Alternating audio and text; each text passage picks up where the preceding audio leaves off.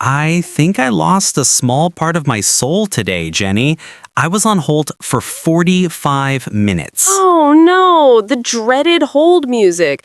Was it the terrible jazz flute or the classical music that sounds like it was recorded on a potato? Worse, a tinny glockenspiel version of Toxic by Britney Spears on a 2-minute loop for 45 minutes.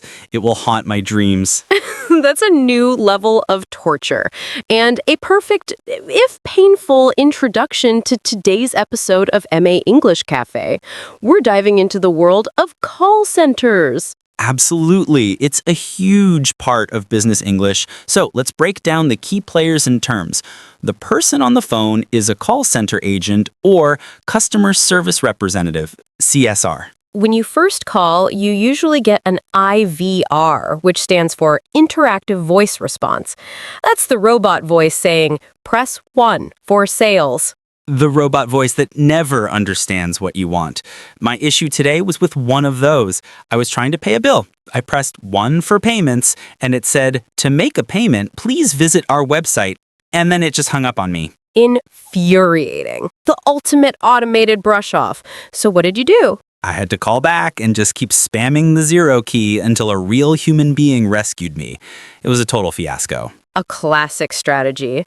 So, let's cover some essential phrases for when you, the customer, are making a call. You start with your reason for calling. Hi, I'm calling about an issue with my recent order. Or, I'm calling to follow up on a ticket number. The agent you speak to will create a ticket or a case file for your issue, and that number is your golden key. And if you're not happy, I'd like to make a complaint. If the person can't help, you can ask to escalate the issue. Could you please put me through to your supervisor? Put me through is a great phrasal verb meaning connect me to. Another good one is, I seem to have been overcharged on my last bill. You're being polite but firm. And a very useful one is, could you please confirm that in an email? Always get it in writing. Smart. Okay, now that we have the customer's side, let's practice. It's time for our first role play. You be the angry customer whose new internet isn't working. I'll be the less than helpful agent. I was born for this role. Let's do it. Thank you for calling Internet Land. How can I help? Yes, hi. I had an installation yesterday, and my internet is not working at all. The engineer left 3 hours ago, and it's been dead ever since. Okay. Do you have your account number?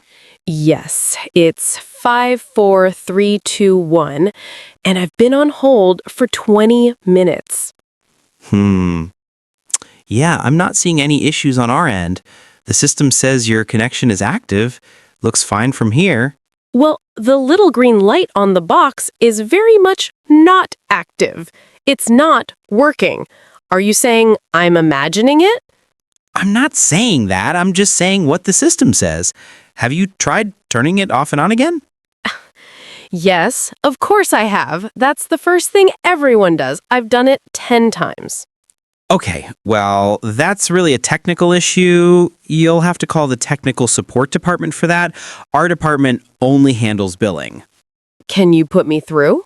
I can't. It's a different system. You'll have to hang up and call the other number. And scene. Wow, I was terrible. I think I broke every rule of customer service. You really did. No empathy, blaming the system, and not taking ownership. A masterclass in what not to do. So let's flip it. What are some professional phrases a good agent should use? These are key for business English. Empathy first. I understand how frustrating that must be. Absolutely. Or I apologize for the inconvenience. Then take ownership. Let me look into that for you. Or I'm just pulling up your account details now. Bear with me for a moment. Bear with me is a great, polite way to ask someone to wait. Much better than hold on. Now, I have to share a good experience just to prove they exist. I ordered a dress online, and the wrong size arrived. I was so annoyed. The worst. But the agent was amazing. She didn't just fix it. She said, I am so sorry about that mix-up. I've just dispatched the correct size for you with next-day delivery, no charge. Please, keep the other dress or give it to a friend on us. Wow, that's how you get a loyal customer. If you appreciate good customer service, hit that like button and subscribe to MA English for more lessons. Please do. Now, for a quick grammar tip, modal verbs for politeness. When on a call, using could, would, and may is essential. Instead of I want a refund, you say, could I possibly get a refund? It's softer. And an agent should say, would you mind holding for a moment? Instead of wait. Politeness is everything. It can completely de-escalate a tense situation. All right, time for our final role play. Let's show them how it's done. I'll be the angry customer again. My new TV has a crack in the screen. You be the expert agent. I'm ready. Let's see if I can achieve first call resolution. You start. I am absolutely fuming. I just had a brand new TV delivered. I've pulled it out of the box and there is a giant crack right across the screen. I spent a fortune on this. This is unacceptable. Oh, I am so sorry to hear that. That is definitely not the experience we want for our customers, and I can absolutely understand why you're upset. Let's see what we can do to get this sorted for you right away. Could you please provide me with your order number? Fine. It's 12345. Thank you, Ben. I see the order right here. I sincerely apologize for this. I have already processed a new TV for immediate dispatch. We can have it delivered to you by tomorrow afternoon.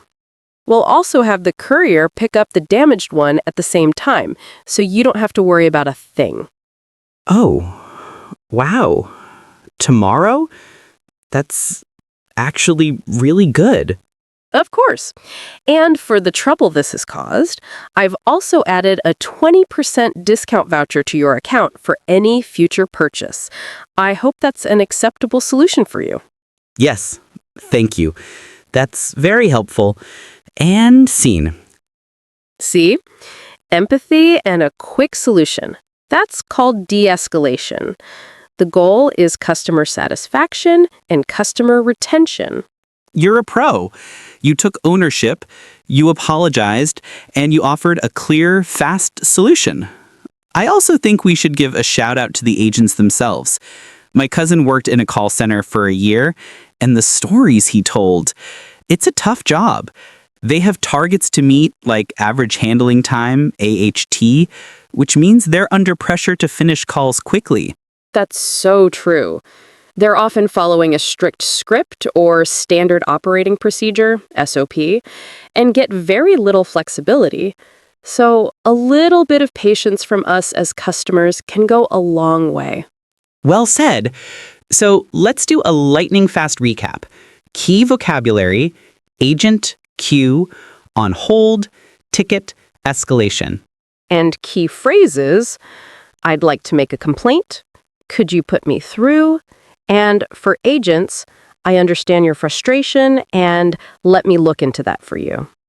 We hope this lesson makes your next call center experience on either end of the phone a little bit easier. Thanks for joining us at the MA English Cafe. We'll be back soon with more practical English. Bye, everyone.